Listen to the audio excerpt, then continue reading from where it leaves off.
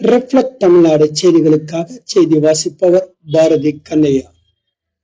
கோவில்பட்டியில் ரேஷன் அரிசி கடத்தலை தட்டி கேட்ட வழக்கறிஞர் மாரி செல்வம் என்பவர் வீட்டில் பாம்பு கார்த்திக் என்பவர் தலைமையிலான கூலிப்படை கும்பல் 4 கார் 2 பைக்குகளில் வந்து பெட்ரோல் குண்டு வீசி தப்பி ஓட்டம்.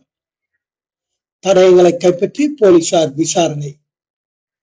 தூத்துக்குடி மாவட்டம் கோவில்பட்டி ராஜு நகர் 3வது தெருவை சேர்ந்தவர் வெள்ளத்துறை மகன் மாரி செல்வம்.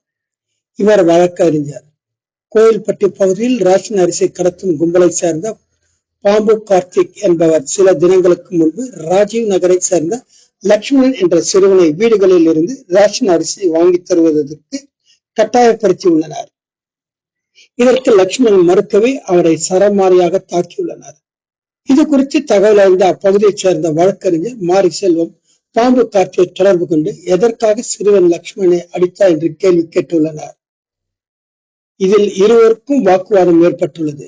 இந்நிலையில் நேற்று நள்ளிரவு 2 மணி அளவில் பாம்பு கார்த்திக் மாரி செல்வத்தை போனில் தொடர்பு கொண்டு மிரட்டியுள்ளார்.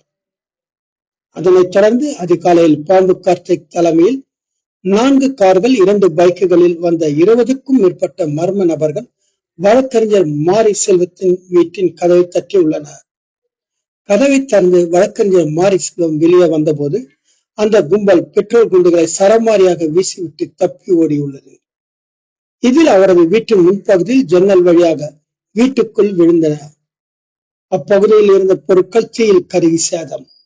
இது குறித்து தகவல் அறிந்து போலீசார் சம்பவ இடத்திற்கு விரைந்து தடயங்களை கைப்பற்றி விசாரணை மேற்கொண்டு வருகின்றனர். கோவில்பட்டியிலிருந்து எமது செய்தியாளர் சிவராமலிங்கம்.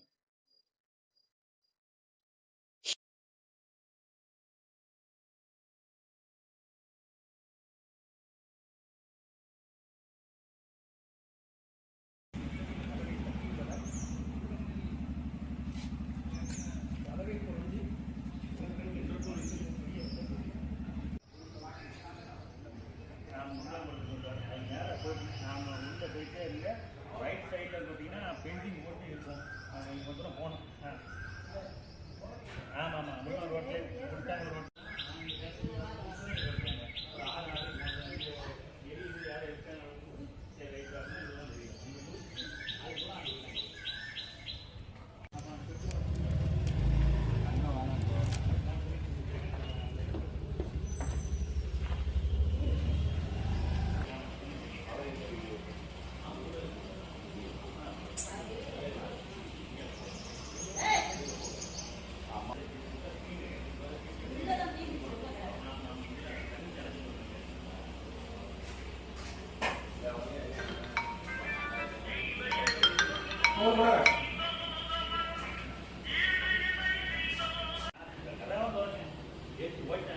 என்ன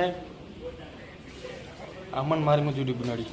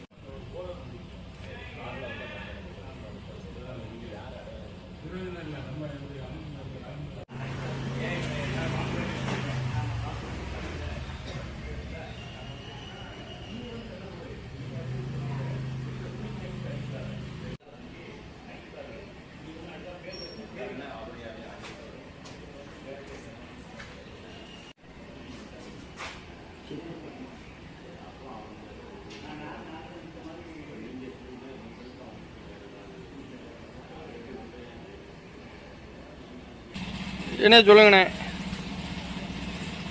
ஏண்ணே இந்த அம்மன் மாரிமுத்து வீட்டு பின்னாடிண்ணே. ம்.